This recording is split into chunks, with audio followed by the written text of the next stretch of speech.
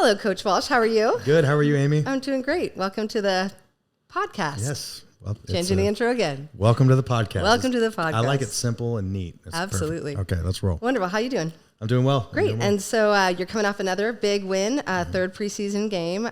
So you had a great preseason.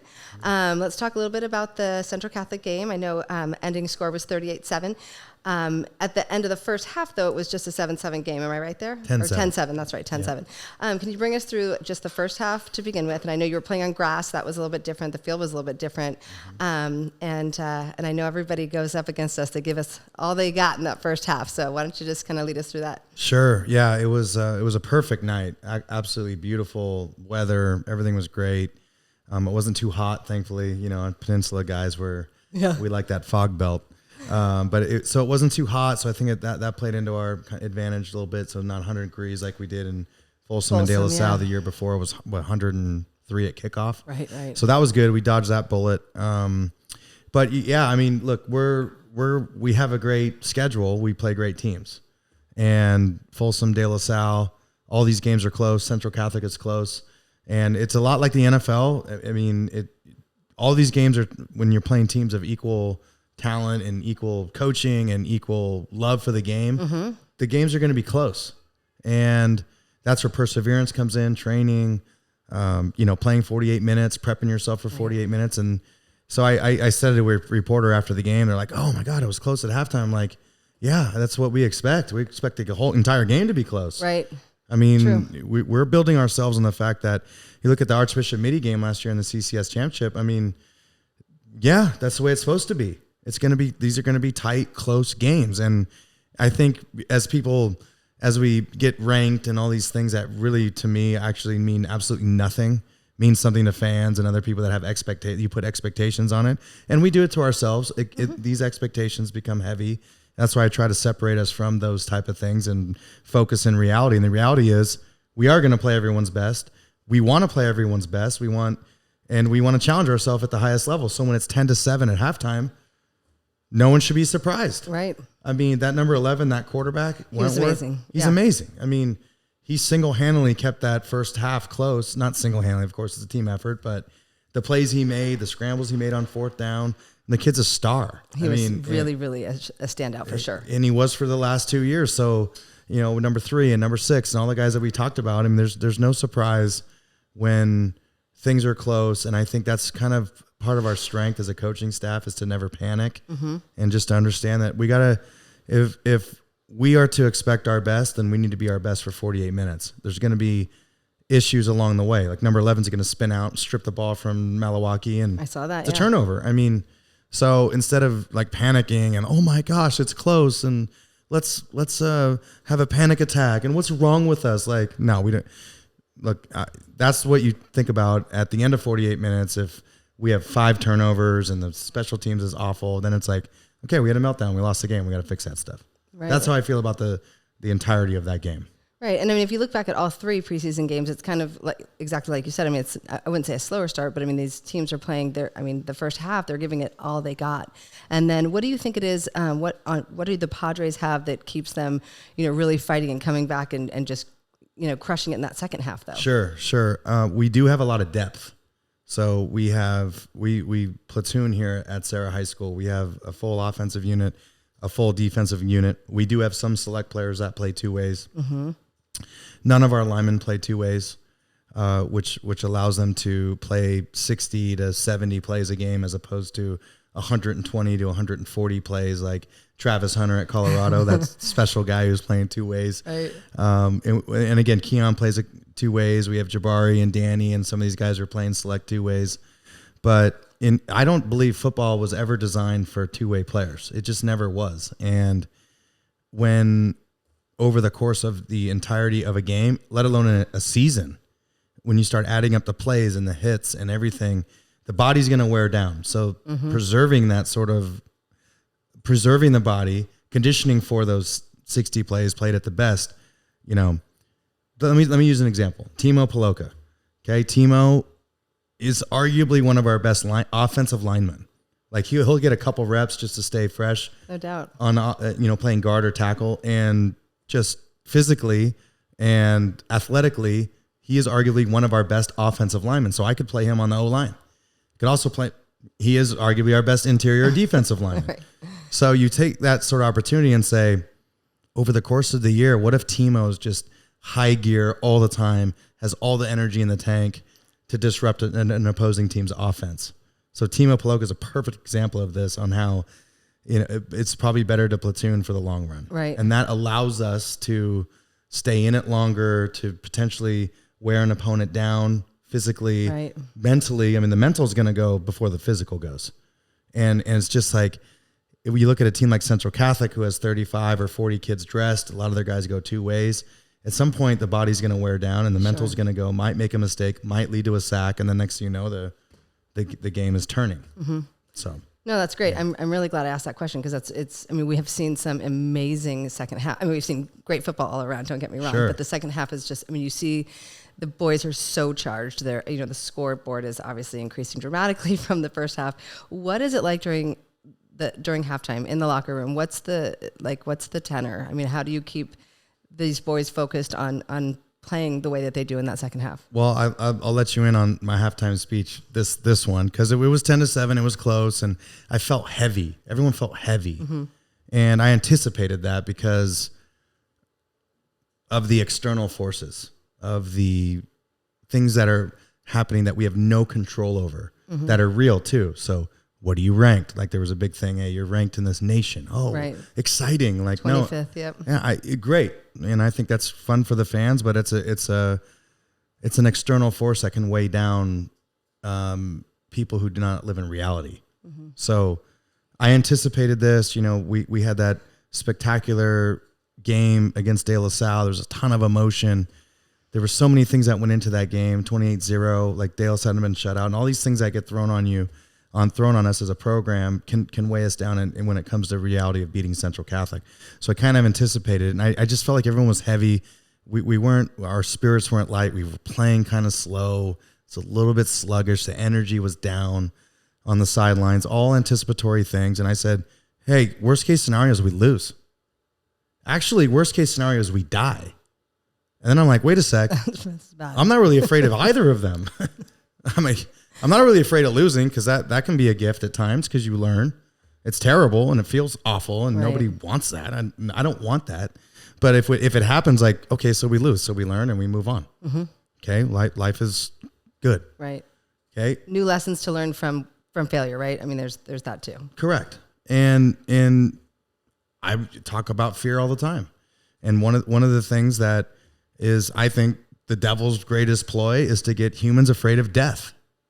It's just, if you're gripped by the fear of death, you cannot really do anything else. It's just, and there's moments in time where people go in and out of that. And I think, okay, so what if we're not afraid of death? Then what? Who's got a grip on anything? Right? So if you're not afraid of death, you're not afraid of losing a game, you're not afraid of anything, then that allows you to play in a different state of mind. And that's what I said at halftime. Like, right. let's, and then we do our breathing stuff. Let's everyone take a deep breath. Let's be grateful for who we are. Let's get away from the fear-based pressure. Like pressure of what? Mm-hmm.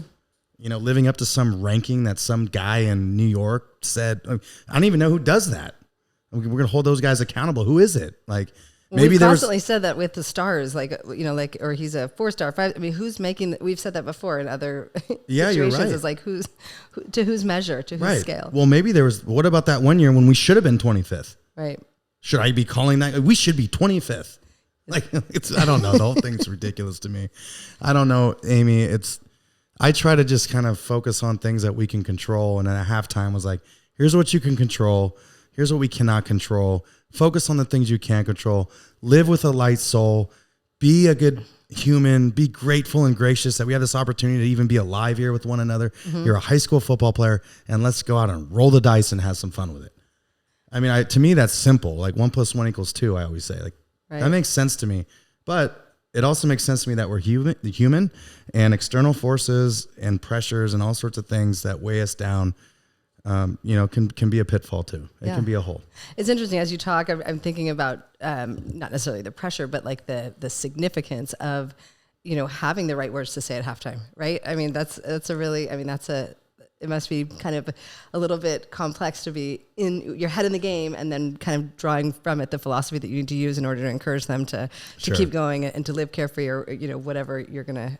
Right. So that's never really thought about that. You can only happen in the moment, and I think experience in doing this for many years and maybe knowing what to anticipate, knowing how to feel in those moments.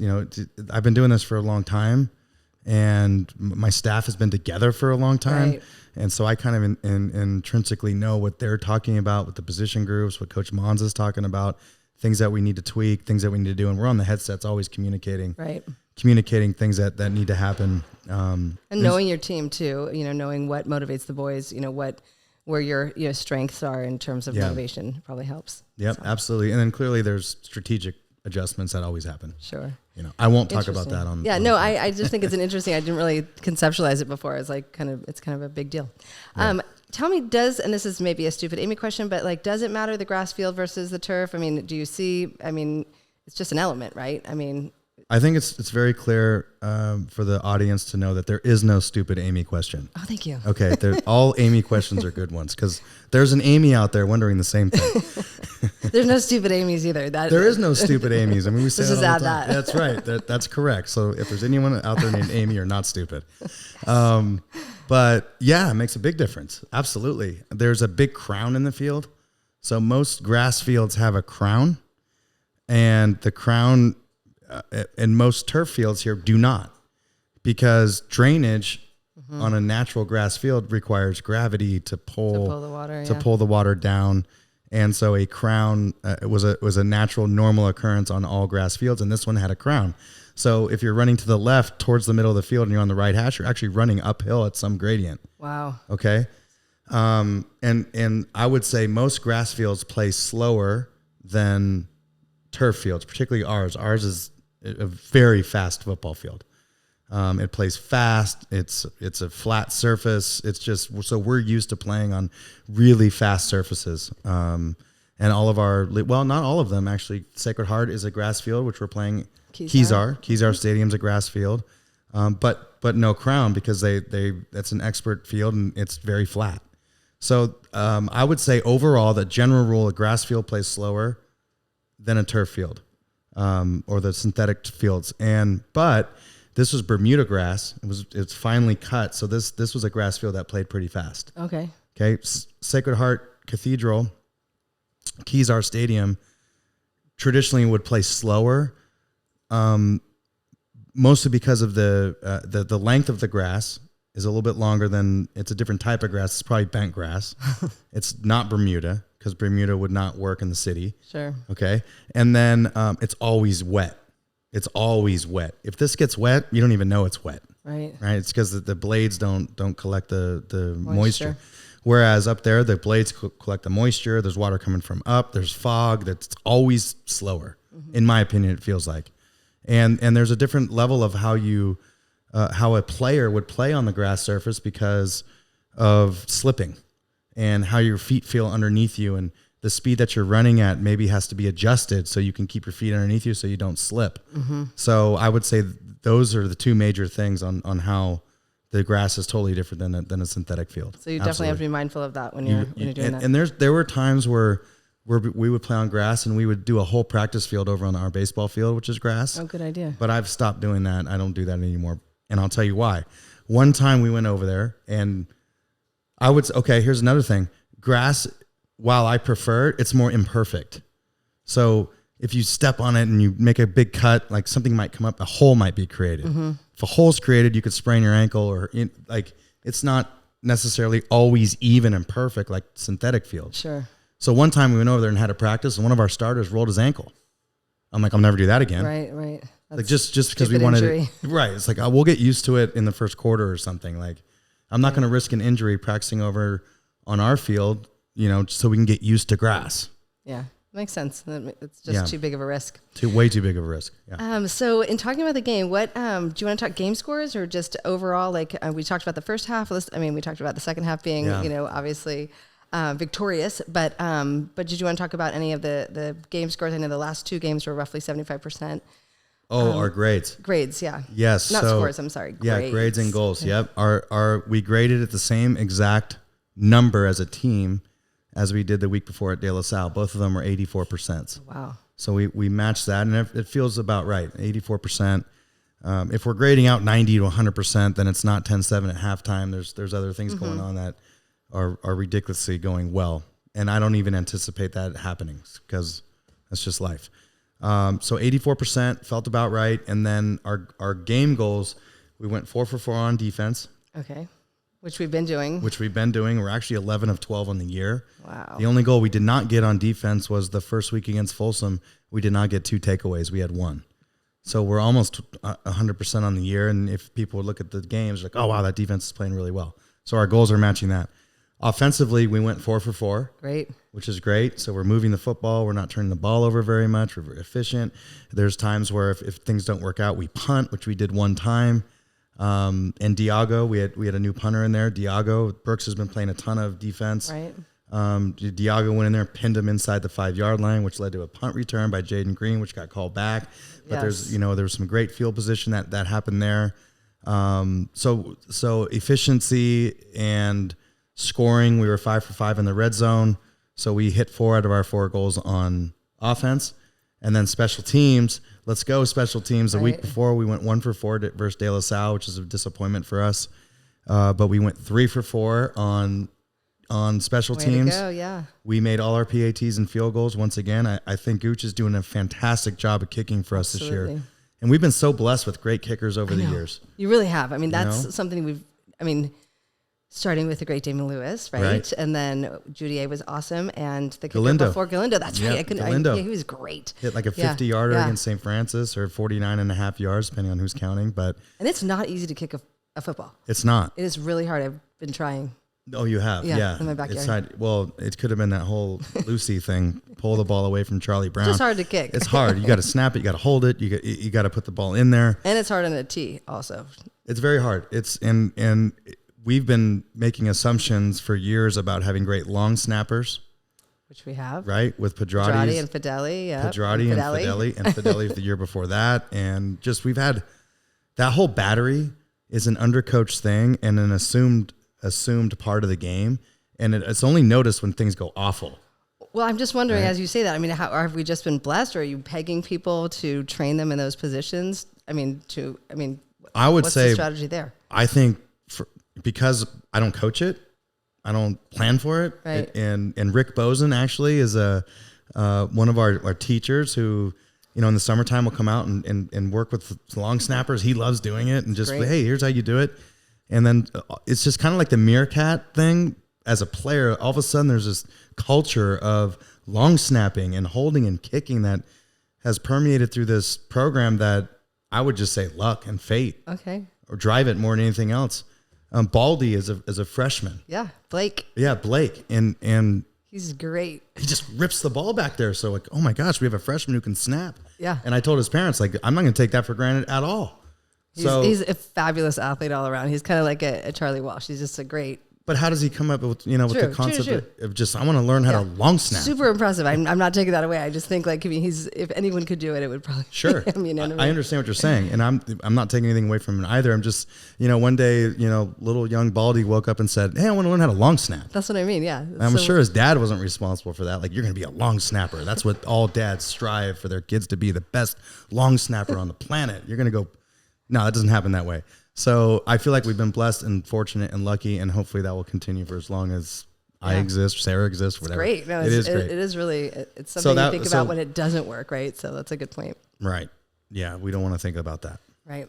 Well, awesome. Well, anything else you want to say about this particular game? Because we have a bye week this week, and then we're entering into the gritty WCAL, and with our first game, as you noted, at Kezar Stadium a week from Friday. Yep. So anything else about the Central Catholic? I thought they did a great job. Good on both sides. Yes, and we like to talk about the bottom of the fire a lot, and I think sometimes I under-celebrate the top of the fires. And I think Jabari Mann had his best game as a linebacker at Serra. I watched the film and I'm like, bam, boom. Like, oh my, it just felt like he was everywhere. And it led to a scholarship offer from Oregon State.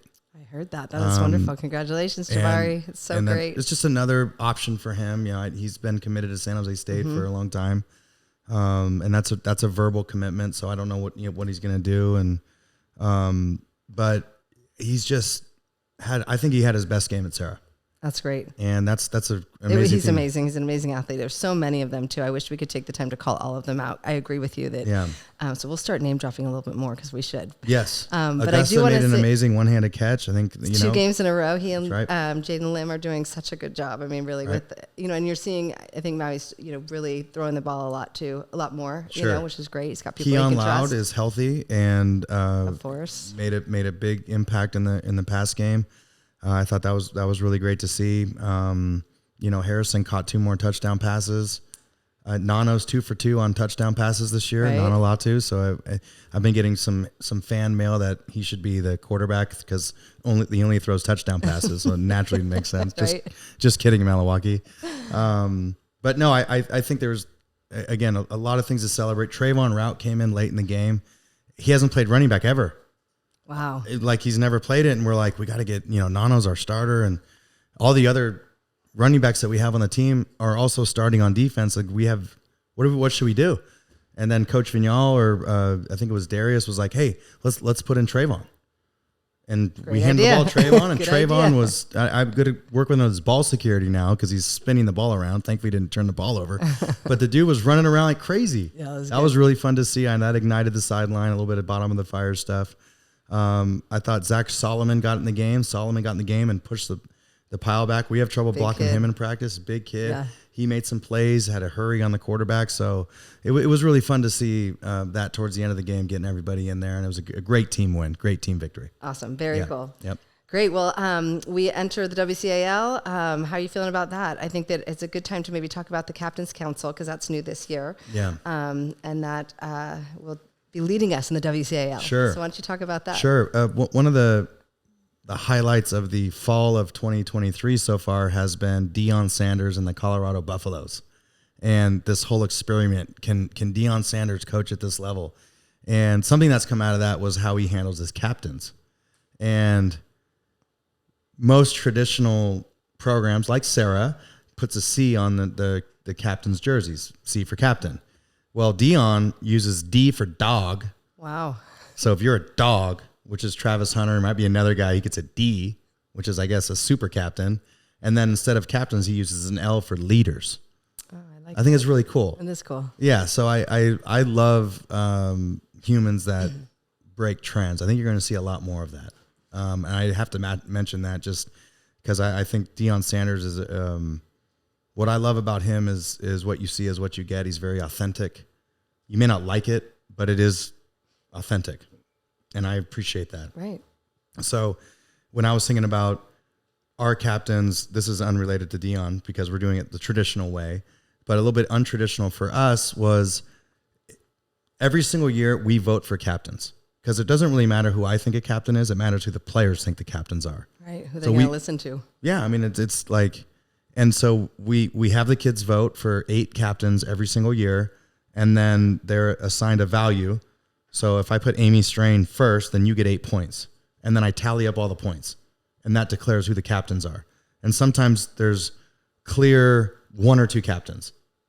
And then those are our captains. And sometimes it's unclear.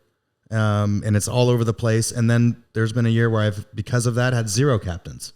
Like there's just not a clear captains kind of leadership group here. Mm-hmm. This year is a pretty much an abnormality in the sense that so many different people got so many points. Okay. With the exception of three of our players stood out far and above the other 9 captains. We have 12 captains this year that I'm calling a captain's council. 12. That's great. Okay.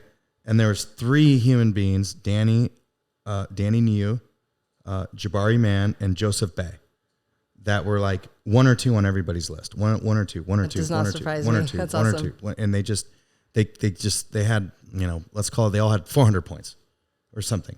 And then there was a whole group of different tentacles and blocks of kids that had a ton of points. And I'm like, I just don't feel right naming just 3.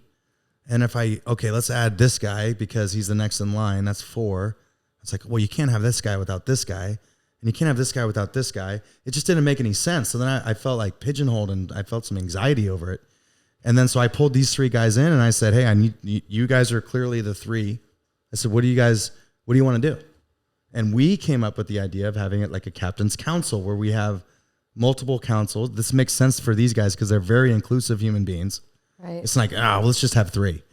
That didn't go down well because that was an option, really. Like, you 3 are clearly here. And then it's like, we worked together. I thought it was really cool that we worked together to create the captain's council, and I have it right here. Great. So it's those 3 guys: Malawaki Smith, Colin Tautia, Nice. Jojo Latu. By the way, this is in no particular order.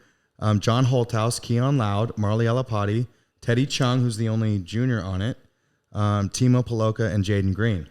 Those are the 12 guys. That's a great council. It's great, and there's others that could be athletes, on here. excellent young men. Yeah. That's great. I agree. And Teddy being the lone wolf junior, we always treat kids who've played as sophomores. So I look at everyone as a 2-year player.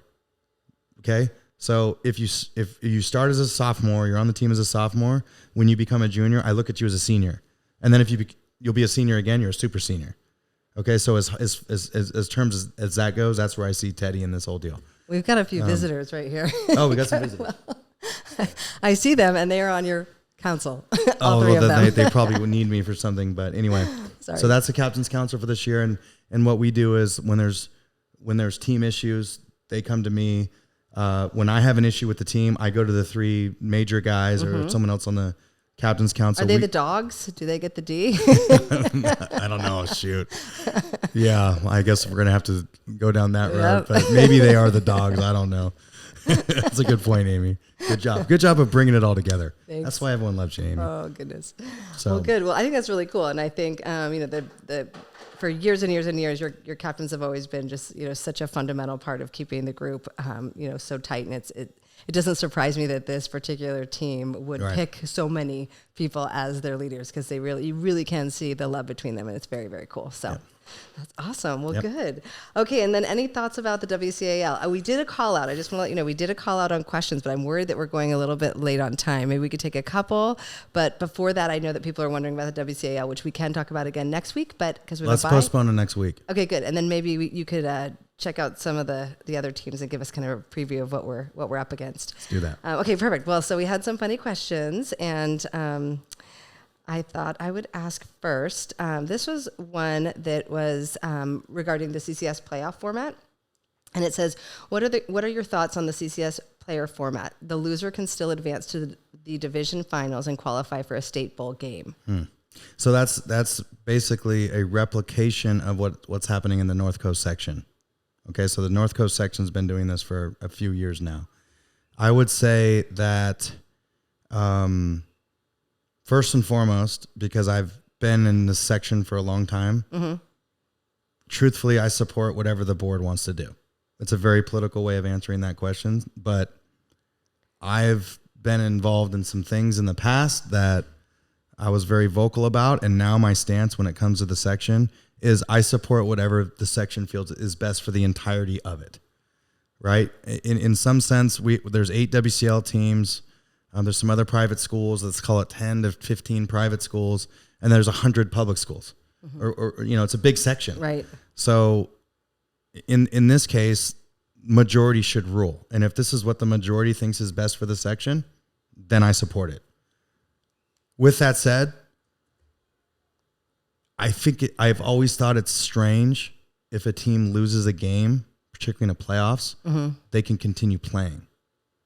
And there's a reasoning behind that. And we may be in that position this year. I mean, thank God that they changed that this year. Who knows? But I think football is it's a definite and definitive thing. And you've said that like once you lose, you're out. Like you've said that in the past. And again, I haven't spent a lot of time thinking about the why behind it, because I just at this point in my career, like whatever the section wants, we're gonna do. And I haven't really spent that much time on this thought, on this question. But my instinct, and the instinctive way to answer this is, you know what? If you lose, you're still a great human being. You're still a great collective community, and it's sad that you lost, and you got to move on. And if you have a problem with that, then do everything you can to make sure you avoid that. Coach a little bit better, get a little less injured or whatever luck goes into it. Right. Anyway, I would say that I support it because that's what our governing body wants. But losing and continuing to play is an abnormal football thing. Got it. And I mean, as it stands right now, just out of my just naivety, it wouldn't change mid-season though, right? Like would they? No. Or okay, so right now we know how it's going to be. This is how it's going to be. I just wanted to make sure. And I think it's only in the open division. And I think the winners of the first game. See, I don't even really know how it works. This is really sad. I'm sorry, but somehow. I don't know. I think 1 plays 4 and 2 plays 3 now instead of 1 versus 8. I think that's how it goes.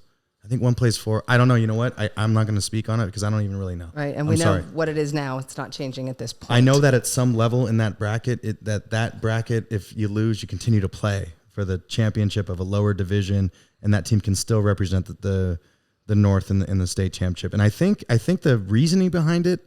This might be fun for you to go investigate as a journalist yourself, is what's the psychology behind it. But I think the section's trying to put our best teams in as many divisions as possible for the state championship games, I think. Okay.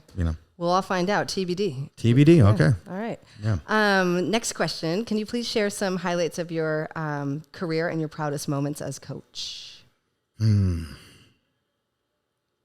Well, I would immediately go to someone asked me recently, about what's the best win, because someone brought it up after De La Salle. This has to be your best win ever. Oh, interesting. And it got me thinking, so best wins are probably equal proudest moments. I mean, there's a lot of proud moments with players and families and kind of some intersocial things that probably, right? Many. And those are some deep spiritual moments that I could probably really dig deep into if I had more time to think about it. So I'm just going to keep it kind of on the winning level. Sure. I don't think anything will ever replace the win in 2006 when we beat St. Francis for the first time in 34 years, 35 times. I was the only coach to have the brag that we lost to them twice in 1 year. So we lost to them in regular season, then lost in the playoffs. And that's why we got to 34 and 35. And the night was absolutely magical. It was a night game here. Nice. We found a way to lose the game, but Coach Jose Nawila, who was our offensive coordinator, organized this magical drive that ended with the game ending with Deleon Eskridge on 4th and 1 instead of kicking and going for a tie. And back then you could either tie or win. We're like, we got to win this game. We've never won it in 3 decades. Right. 3.5 decades. Are you crazy? That stuff you can't even make it up. And Deleon Eskridge goes over the top and extends the ball. Then the ball comes out, and it's like, oh my gosh, we're gonna choke again. But the signal went up. Deleon had crossed the line of scrimmage. Oh my gosh, it's just gonna the weight of it all is gonna be very, very, very hard to replace. And you erasing 30 years of history. Right. That's like this when the San Francisco Giants finally won the World Series, or the Chicago Cubs finally won the World Series. Like those indelible moments are just. Regardless of what happens after that, the weight of literally 30 years of misery gone was nice. And I inherited that coming in. I'm like, this is not a big deal. Next thing you know, I'm 0-6 against the Lancers. It's like, this thing is real. We may never, ever win. Wow. And that becomes real. Sure. And I studied it and how to overcome it. And I call a college coach that had lost to the same team 25 years in a row. Like, Coach, what was your mental thing that week? So there was so much that went into that. I think to me, if I was to pinpoint one thing on that level, it would be that game. That sounds like it. Yeah. Coach Thomas was on that team. Coach Baldonado was on that team. It was a very special team. Wow. It was great. Very cool. Good answer. Yeah. All right. 2 more questions. One is, what advice would you give to someone aspiring to become a football coach? Wow. Well, be humble and learn as much as you can. I would say those 2 things, but then once you become a coach, and it's that question has so many levels, because it's like, are you going to coach in the Bay Area? So if you're going to coach in the Bay Area, what's your job going to be? It's not going to be like coaching in Texas where your job is being a coach. Mm-hmm. So what's your lifeline? And people call me, hey, I want to coach with you. Okay, well, how are you going to live? Right. Are you going to be an English teacher, a history teacher, a math teacher? You're going to try to get a job on campus. Do you have a job where you get off at 3 p.m. where you can, and how are you going to pay the bills? You're going to raise a family. There's a lot to that. Right. But when it comes to just football, I would say learn as much as you can, bring as much to the table as you can, but also be yourself. Just be yourself.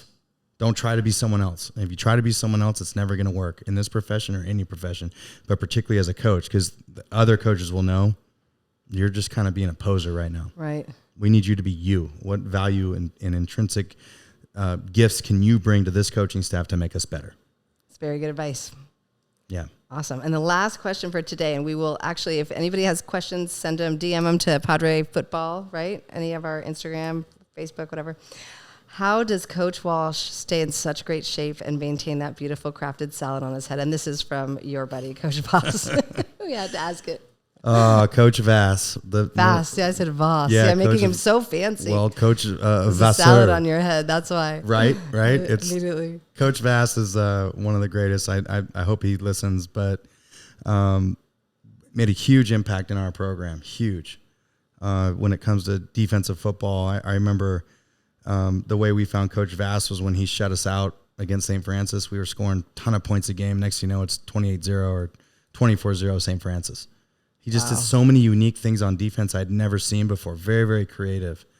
And we had an opportunity to hire him, and we did. And how long was he with St. Francis for? Was he there just during 1 year, maybe? Okay, it wasn't like no, 1 or 2 years. 1 or 2 years, but long enough to make an impact. Like I remember watching a coach the Lancers at Cathedral or Sacred Heart at Kezar, and I'm like, what are these guys doing?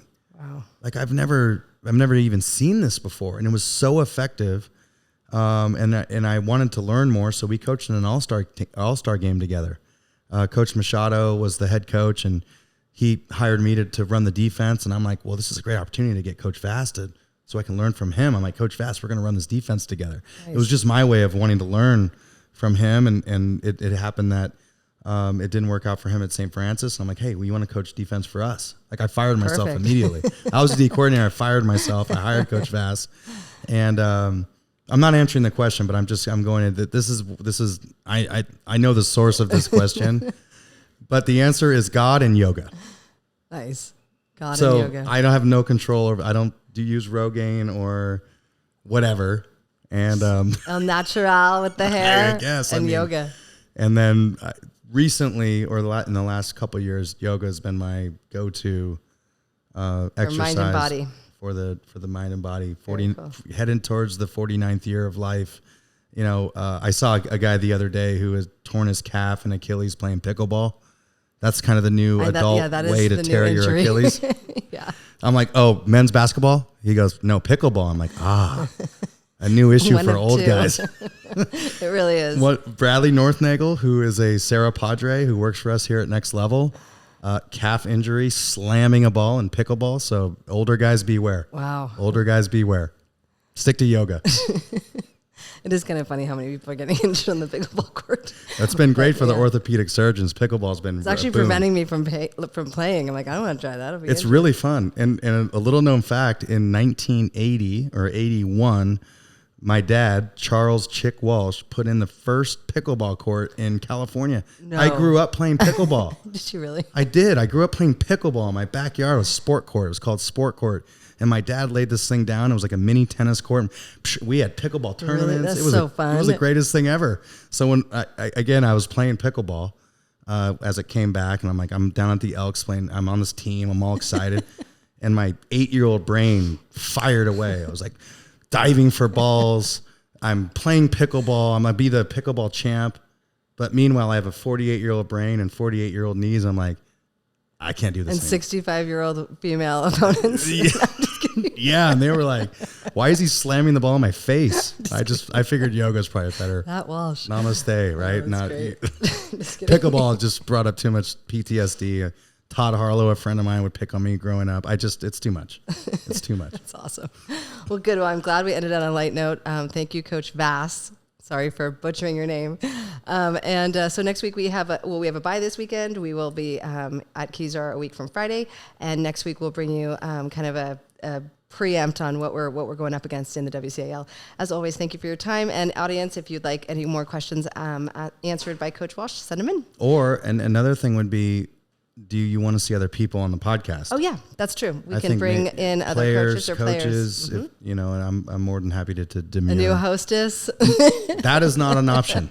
Okay, where there's no dumb Amy's, right? Yeah, no dumb Amy's. There's only smart Amy's. Okay, thank you. Awesome. Well, thank you so much for your time, and go Padres. Bye. Bye.